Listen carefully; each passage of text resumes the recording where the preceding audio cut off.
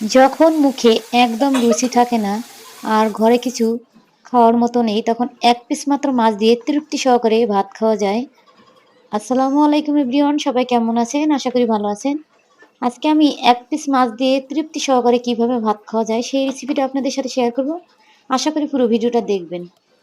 এখানে আমি এক পিস মাছ নিয়েছিলাম, দিয়ে দিয়েছি লবণ, হলুদ, লাল মরিচের গুঁড়া আর এখানে সরিষার তেল দিয়ে মাছটা ভালোভাবে মাখিয়ে নিলাম। এখন প্যানে দিয়ে দিচ্ছি আমি তেল।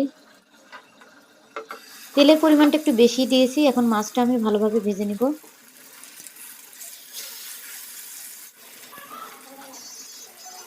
এখন আমি এখানে দিয়ে দিচ্ছি পেঁয়াজ। পেঁয়াজের পরিমাণটা একটু এই ভর্তাটাতে বেশি দিব, তাতে খেতে একটু টেস্টটা বেশি হবে। আপনারা চাইলে কমিয়েও নিতে পারবেন, সমস্যা নেই। এখন আমি কয়েক কোয়া রসুন দিয়ে দিলাম। দিয়ে দিচ্ছি এখানে কাঁচামরিচ।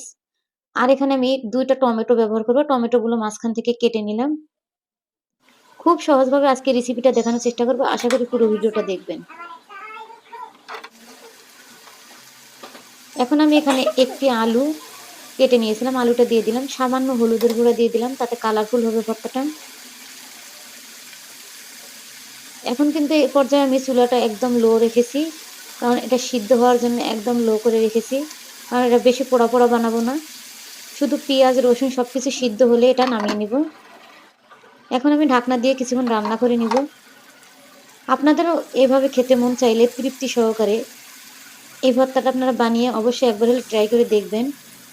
আবারও একটু মাছটা আমি উল্টিয়ে দিলাম, কারণ মুখে যদি রুচি না থাকে, এরকম একটা ভর্তা যদি প্লেটে থাকে তাহলে নিমেষেই কিন্তু প্লেট খালি হয়ে যাবে। এখানে আমি জিরা গুঁড়া দিয়ে দিলাম উপর দিয়ে। এখানে উপর দিয়ে এখন দিয়ে ধনিয়া পাতা কুচি দিয়ে দিচ্ছি। এখন ভর্তাটা নামিয়ে নিয়েছি। এখন আমি ভর্তাটা বেটে দেখিয়ে দিব আপনাদের। খুব সহজে ব্যাচেলর ভাই বোন যে কেউ এটা ভর্তাটা বানিয়ে নিতে পারবেন। আপনারা চাইলে হাত দিয়েও এই ভর্তাটা বানিয়ে নিতে পারবেন খুব সহজেই। আমি একটু বাটনায় বেটে ভর্তাটা বানিয়ে আপনাদের দেখিয়ে দিচ্ছি। এখন মাছের কাঁটাগুলো বেছে এটা মাছ মিক্স করে নেব ভর্তাটার সঙ্গে। এখন এখানে স্বাদ মতো লবণ দিয়ে দিলাম। ভর্তাটা দেখেই কিন্তু লোভনীয় মনে হইতেছে। এখন আমি উপর দিয়ে একটু ধনিয়া পাতা কুচি দিয়ে দিলাম। দিয়ে দিচ্ছি এখানে সরিষার তেল আর সামান্য লেবুর রস দিলাম। তাতে কিন্তু ভর্তাটা টেস্টিও হবে এবং খেতেও এটা একটা সুঘ্রাণ লাগবে।